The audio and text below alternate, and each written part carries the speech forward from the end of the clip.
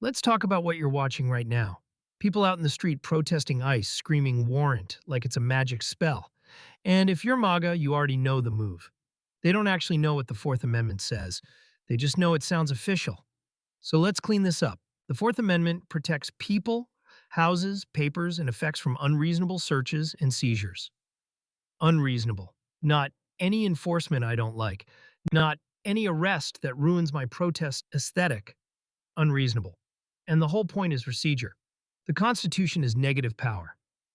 The Bill of Rights is negative rights, meaning the government doesn't hand you freedom like a gift.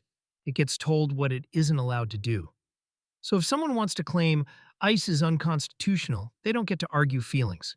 They've got to argue reasonableness, probable cause, warrants, and the exceptions courts have recognized for a long time. Now let's connect this to the Third Amendment, because it's the same front door scam.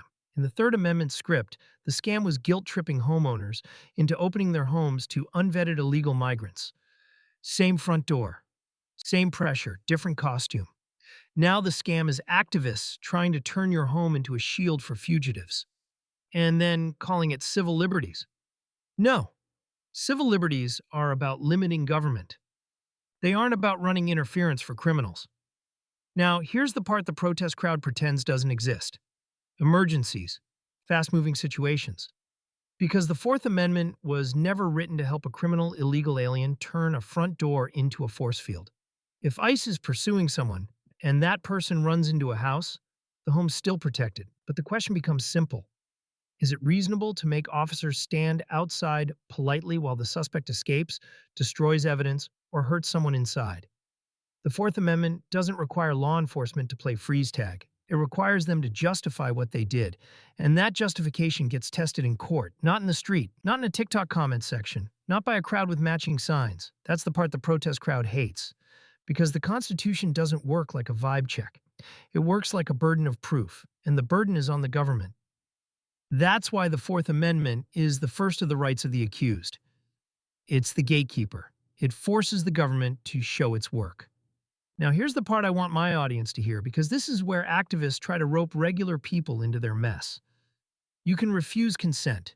You can say, I don't consent to a search. That's your right. But if you go beyond refusing consent and you start helping someone evade enforcement, you aren't a civil liberties hero. You're participating. If you hide them, if you lie for them, if you warn them, if you stall so they can slip out the back, if you coordinate with a crowd to block officers, that isn't protest. That's interference. And yes, people have gotten in legal trouble for helping someone evade law enforcement. So stop letting activists sell you a fairy tale where the Constitution is a hall pass to obstruct. Now let's spell out the exceptions, since the anti-ICE crowd pretends the Fourth Amendment has only one word in it. Warrant. Here are the big ones your own legal system recognizes. Consent. If you let them in, no warrant's needed. Plain view. If officers are lawfully present and evidence is obvious, it can be seized. Lawful arrest. If an arrest is lawful, officers can search the person and the immediate area for safety. Automobile exception. Cars can be searched with probable cause without a warrant. Terry stop. Officers can briefly detain and frisk for weapons with reasonable suspicion. And here's the part you never want to say out loud at your protest. Exigent circumstances. That's the grown-up phrase for the situation's urgent. Active flight, risk to people inside, risk of escape, risk of evidence getting destroyed. In those moments, the standard's still reasonableness, not vibes. Now let's connect this to the first three amendments, because this is where the hypocrisy gets loud. The First Amendment protects speech, not threats, not intimidation, not coordinated interference. The Second Amendment is the backstop. It's the reminder that citizens have a right to self-defense, and it's also the reminder that government power has limits.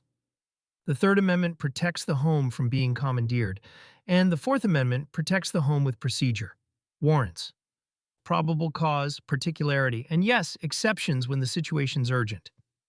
So here's the real question. Do you want a country with laws, or do you want a country where the loudest crowd gets to decide which laws count? Because that's what these protests are, not protecting rights, protecting a loophole, protecting a narrative.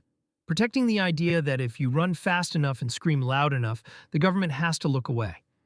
And if you're watching this and thinking, how do they not know this? That's the point. They aren't arguing the Constitution. They're using it. And here's the punchline. If ICE oversteps, courts can punish it. Evidence can get tossed. Cases can get dismissed. That's the system. But if ICE is acting reasonably, with probable cause, and within recognized exceptions, then their outrage isn't constitutional. It's political. And they're not defending the Bill of Rights. They're trying to veto the law with a bullhorn.